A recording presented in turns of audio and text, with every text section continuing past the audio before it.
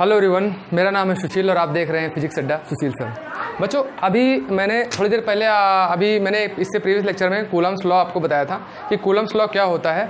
Coulomb's law क्या होता है? दो चार्जेस के बीच कितना फोर्स लग रहा है ये कौन बताएगा? कूलम्स लॉ बताएगा। ठीक है, किस पे डिपेंड कर रहा है, कैसे ज़्यादा होता है कैसे कम होता है। जितना ज़्यादा चार्ज रहेगा उतना फोर्स रहेगा और जितनी कम डिस्टेंस रहेगी उतना फोर्स रहेगा। ये सब बातें मैंने प्रीवियस लेक्चर में डिस्कस कर ली। अगर आपने नहीं देखा है तो प्लीज़ जाकर के प्लेलिस्ट में देख लीजिए, आपको वहाँ पे मिल जाएगा। अब हम कुछ अच्छे क्वेश्चंस करते हैं जो इंपॉर्टेंट हैं, कूलम्स लॉ के इंपॉर्टेंट क्वेश्चन जो आपके एग्जाम में पूछे जा सकते हैं, आएंगे। ठीक है, आ सकते हैं चलिए देखिए बात करते हैं। हमारा ये देखिए क्वेश्चन देख लीजिए। कैलकुलेट द, देखिए क्वेश्चन आप पॉज करके देखिए। Calculate the distance between two protons. यहाँ से देखो, calculate the distance between two protons, इसका मतलब क्या है कि हमसे आर पूछ रहा है। देखो ना क्वेश्चन में ही आर को पूछ रहा है। Such that electrical repulsive force between them is equal to weight. अब यहाँ पे देखो वेट, दो प्रोटॉन्स की बात हो रही है यहाँ पे। ठीक है, तो देखो मान लेना एक प्रोटॉन यहाँ पर है और एक प्रोटॉन यहाँ पर है। इनके बीच की डिस्टेंस कितनी है बेटा? आर है। ठीक, और इनके बीच फोर्स का फिर फॉर्मूला क्या हो जाएगा कूलम्स लॉ के हिसाब से? आपको पता है 9 × 10⁹ दोनों का चार्ज का मल्टीप्लिकेशन। तो प्रोटॉन पे चार्ज कितना होता है? इलेक्ट्रॉन के बराबर बट पॉजिटिव। 1.6 × 10⁻⁻19, फिर से 1.6 × 10⁻⁻19, क्योंकि फार्मूला होता है ना। मैं उसको चलो लिख दे रहा हूँ यहाँ पर फिर से 9 × 10⁻, या ऐसे कह सकते हैं K Q1 Q2 upon R²। ये K की वैल्यू हो गई। ये Q1 Q2 दोनों पे इलेक्ट्रॉन के बराबर पॉजिटिव चार्ज है, वो लिख दिया मैंने। और यहाँ पे डिस्टेंस मैंने नहीं लिखी क्योंकि यही तो निकालना है। अब फोर्स देखो यहाँ पे क्या कह रहा है? वेट। तो वेट का फॉर्मूला क्या होता है? Mass into acceleration due to gravity. तो यार कुछ नहीं है, बस इसको ऐसे कर लो। 1.6 कितना हो जाएगा आपका? 2.56 × 10⁻19 38 हो गए। और यहाँ पे R²। एक काम करो, R² यहाँ ले आओ तो ये हो जाए 9 × 2.56 × 10⁻, ये 9 में से यार 38 घटा दो। ठीक, और यहाँ पे मास कितना होता है प्रोटॉन का? 1.67 × 10⁻27 और ग्रेविटी 9.8। ठीक है, इस सबको कैलकुलेट करेंगे आप। ठीक है, तो ये आपका अप्रॉक्स बनेगा सॉल्व करके। हाँ, ये आएगा 0.014 मीटर। जब इसका आप रूट लेंगे तो ये आ जाएगा 0.0118 मीटर। ठीक है, और इसको सेंटीमीटर में लिखेंगे तो 1.18 सेंटीमीटर। ठीक, यहाँ लिख दे रहा हूँ। R² इज इक्वल टू आपका आएगा 0.014 मीटर। ये अंडर रूट जब आप लेंगे इसका 0.014 का तो ये आएगा अप्रॉक्स 0.0118 मीटर। ठीक है, सेंटीमीटर में निकालेंगे तो यही 100 से मल्टीप्लाई कर दोगे तो इतना आ जाएगा। ठीक, तो ये क्वेश्चन था। एक बार मैं फिर से समझा देता हूँ आपको, ध्यान से देखो। क्वेश्चन क्या था? क्वेश्चन कुछ नहीं था, डिस्टेंस बिटवीन टू प्रोटॉन्स निकालनी थी R। ये दो प्रोटॉन हो गए। ठीक, इन दो प्रोटॉन्स के बीच डिस्टेंस फाइंड करनी थी। ओके, लेकिन एक कंडीशन लगाई, जो फोर्स इनके बीच लग रहा था वेट के इक्वल था। तो वेट का फॉर्मूला mg होता है और ये वैल्यू फिक्स थी। दोनों वैल्यू, सब value put the value get the answer वाला कंसेप्ट है। R² चाहिए था, mg को नीचे ले आए। ये मास था, ये g की वैल्यू रख दिया, कैलकुलेट कर लिया, इतना आ गया। आई होप समझ में आ गया होगा। ठीक है, वीडियो पॉज करके इसको नोट कर लीजिए। देखो बेटा, ये क्वेश्चन है आपका, देख लीजिए कैसे होगा। क्वेश्चन पढ़ते हैं। How far apart should the two electrons be, the force of each exerted on the other is equal to weight. बिल्कुल सेम वैसे ही क्वेश्चन है, कुछ नहीं करना। देखो वहाँ पे दो प्रोटॉन थे इससे पहले वाले क्वेश्चन में, यहाँ पे दो इलेक्ट्रॉन है। लो जी, इलेक्ट्रॉन रख दिया मैंने। ठीक, और ठीक है, दो इलेक्ट्रॉन है तो इनके बीच रिपल्सन लगेगा क्योंकि दोनों निगेटिव होते हैं। ठीक, यहाँ पे R हमें पता करना है तो क्या लगेगा formula? F is equal to K Q1 Q2 upon R²। ठीक, फोर्स की वैल्यू वेट के बराबर है K 9 × 10⁻9 और चार्ज 1.6 × 10⁻⁻19, 1.6 × 10⁻⁻19 एंड R²। अब आप R² यहाँ पे लेके आएंगे 9 × 10⁻9। ठीक, 16 2.56 19 38। ठीक, ओके। मास दिया हुआ है 9.1 × 10⁻31 और ग्रेविटी 9.8। ये सब आप मल्टीप्लाई करेंगे तो ये आएगा 25.84 मीटर, ठीक। और इसके बाद R निकालेंगे तो ये आ जाएगा 2584, ठीक है। ओके, नोट कर लीजिए इसको, ये 5.08 आएगा, 5.08 मीटर। ओके,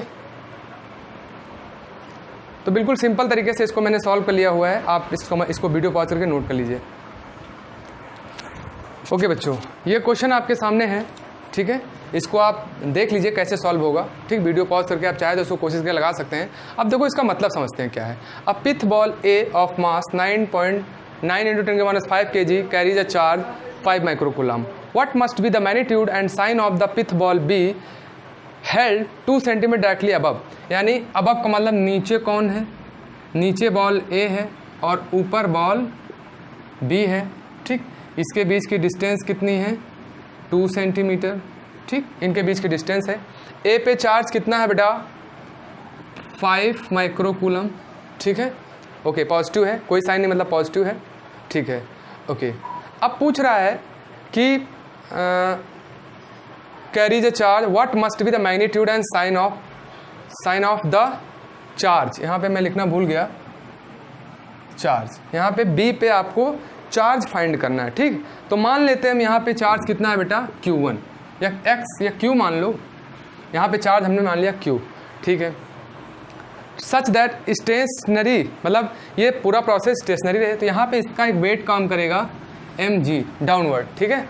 ऊपर अट्रैक्शन होगा, देखो नीचे इसका वेट काम करेगा यार। अब इस पे देखो, अब ये पॉजिटिव है, ठीक, तो ये इस पे कौन सा चार्ज होगा, सोचो।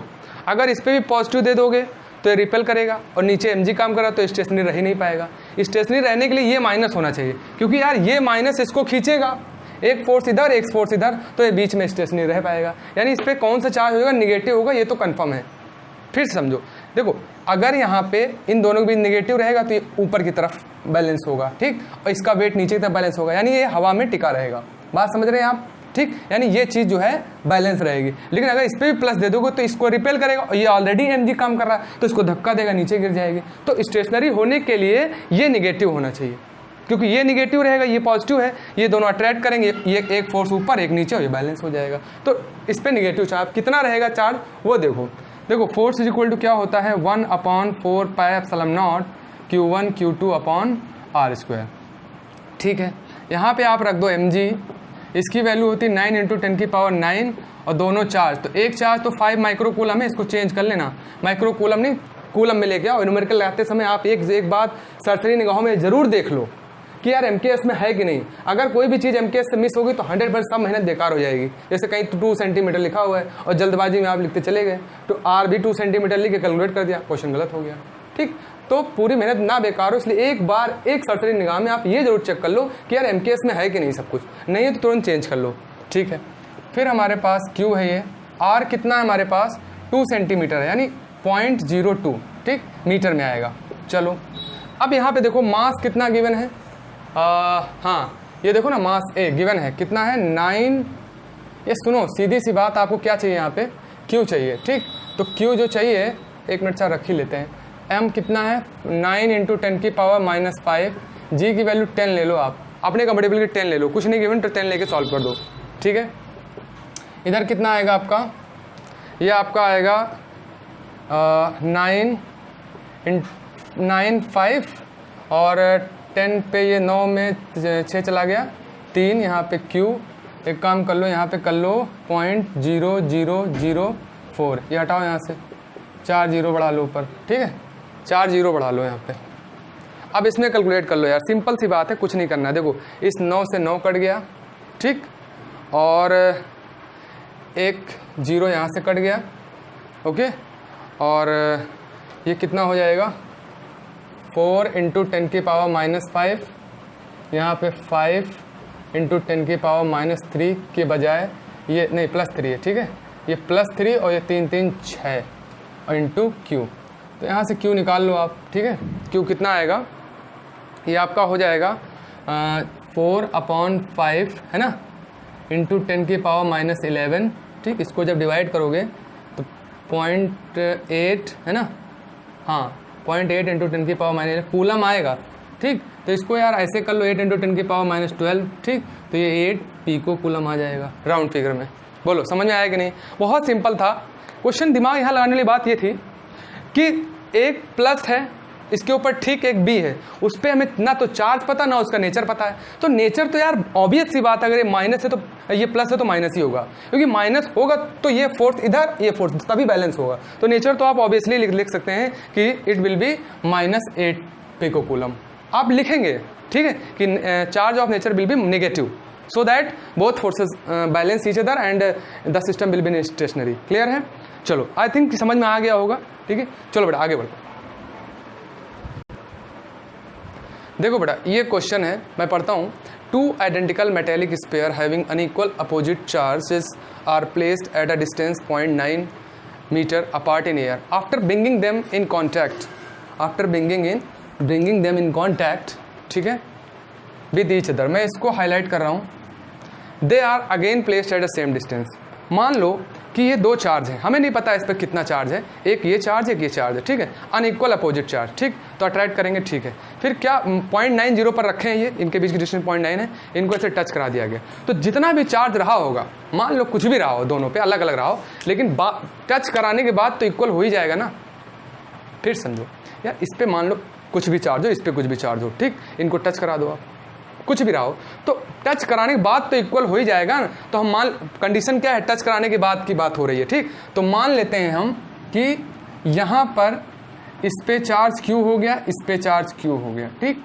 डिस्टेंस फिर वही उतनी है 0.9, और इनके बीच अब फोर्स कितना लग रहा है बेटा, ये 0.025 न्यूटन, ठीक है। तो बस अब लगा दो आप, कोई दिक्कत नहीं है, ठीक। क्या लगाओगे, देखो फॉर्मूला लगा दो, क्या, F = K Q1 Q2 / R²।